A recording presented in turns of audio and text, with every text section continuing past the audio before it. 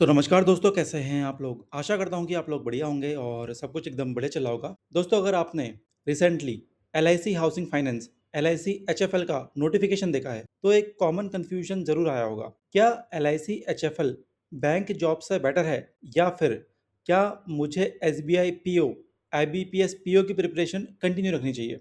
ये कन्फ्यूजन बिल्कुल जेन्युइन है क्योंकि दोनों ही options government type secure careers लगते हैं, ठीक है? लेकिन रियलिटी में दोनों का नेचर, प्रेशर, सैलरी और ग्रोथ काफ़ी डिफरेंट होता है। तो सबसे पहले बात करते हैं जॉब नेचर की। देखो दोस्तों, L I C H F L में आपका काम प्राइमरीली होम लोन्स के अराउंड रिवॉल्व करता है। यहाँ आपको कस्टमर से डील करना होता है, लोन प्रोसेस समझना होता है और काफ़ी केसेस में सेल्स टारगेट्स भी होते हैं। मतलब सिंपल वर्ड्स में बोले तो ये जॉब थोड़ी सेल्स ओरिएंटेड होती है।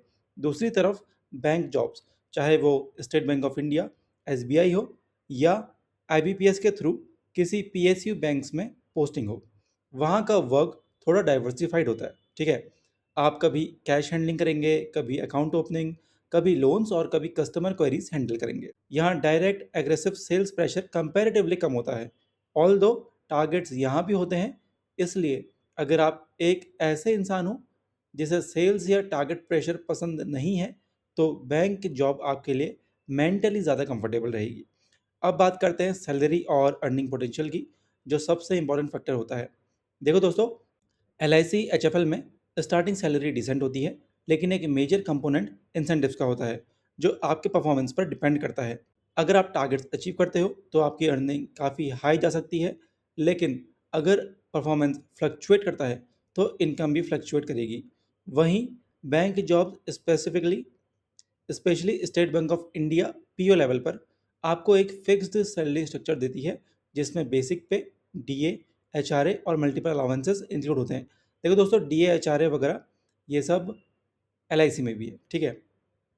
यहाँ इंक्रीमेंट्स भी रेगुलर होते हैं और इनकम स्टेबल होती है, ओके? तो अगर आप रिस्क लेने वाले हो और परफॉर्मेंस बेस्ड अर्निंग चाहते हो तो L I C H F L better लग सकता है। लेकिन अगर आप एक फिक्स्ड और प्रिडिक्टेबल इनकम चाहिए तो bank job clearly safer option है। वर्क लाइफ बैलेंस भी आज के टाइम में एक क्रूशियल फैक्टर बन चुका है L I C H F L में, क्योंकि काम सेल्स और टारगेट से लिंक्ड होता है। इसलिए कभी कभी वर्कलोड काफ़ी इंटेंस हो सकता है, और ये तो यार एस बी आई क्लर्क में भी आजकल है ही है, ठीक है? तो वर्क प्रेशर का तो दोनों ही जगह एक सा ही हाल है, ओके? मंथ एंड या टारगेट क्लोजिंग के टाइम प्रेशर और बढ़ जाता है। बैंक जॉब्स में भी वर्कलोड कम नहीं होता, ठीक है? स्पेशली पब्लिक डीलिंग ब्रांचेस में काफ़ी रश रहता है, लेकिन टाइमिंग्स कंपैरेटिवली स्ट्रक्चर्ड होती हैं। आपको एक डिफाइंड रूटीन मिलता है जो लॉन्ग टर्म में स्टेबिलिटी देता है। इसी वजह से जनरली लोग बैंक जॉब्स को L I C H F L के कंपेरिजन में बेटर वर्क लाइफ बैलेंस वाली जॉब मानते हैं।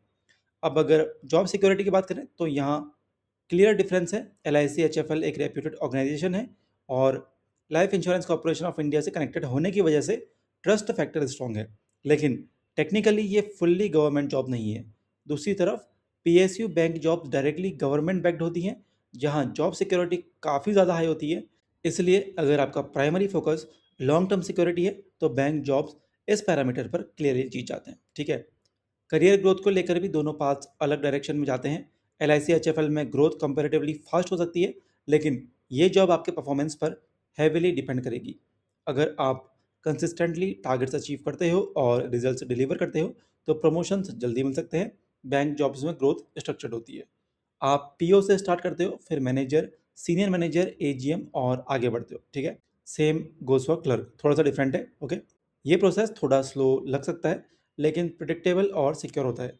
यानी L I C H F L में ग्रोथ फास्ट बट अनसर्टेन है, जबकि बैंक जॉब्स में ग्रोथ स्लो बट स्टेबल है, ओके? अब सबसे इंपॉर्टेंट क्वेश्चन, 2026 में आपको क्या चूज़ करना चाहिए? देखो दोस्तों, अगर आप एक कैंडिडेट हो जो एम्बिशियस है, और सबसे पहले अगर आप एक अनएम्प्लॉयड यूथ हो तो आपको जाना चाहिए, ठीक है?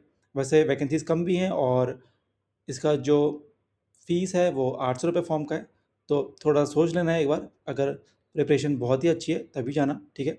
ऑल्सो अगर आपको सेल्स टारगेट से डर नहीं है और परफॉर्मेंस के बेसिस पर ज़्यादा अर्न करना चाहते हैं तो L I C H F L एक स्ट्रॉन्ग ऑप्शन हो सकता है।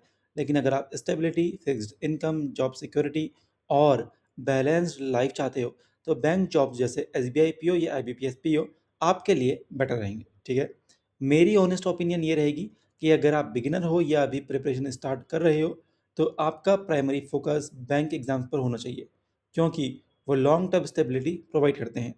L I C H F L को आप एक पैरेलल अपॉर्चुनिटी या बैकअप ऑप्शन के रूप में रख सकते हो। इससे आपके पास ऑप्शंस ओपन रहेंगे और रिस्क भी कम होगा। आप अपनी प्रायोरिटी के हिसाब से डिसाइड करो, stability versus high earning potential. ठीक है, दोनों में से जो आपके पर्सनैलिटी और गोल्स के साथ अलाइन करता है वही आपके लिए बेस्ट चॉइस होगा।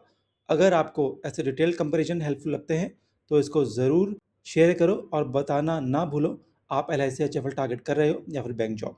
ठीक है, I wish you all the very best. मिलूंगा आपसे कुछ शानदार धमाकेदार वीडियो में। अभी लेता हूँ अलविदा, तब तक के लिए धन्यवाद।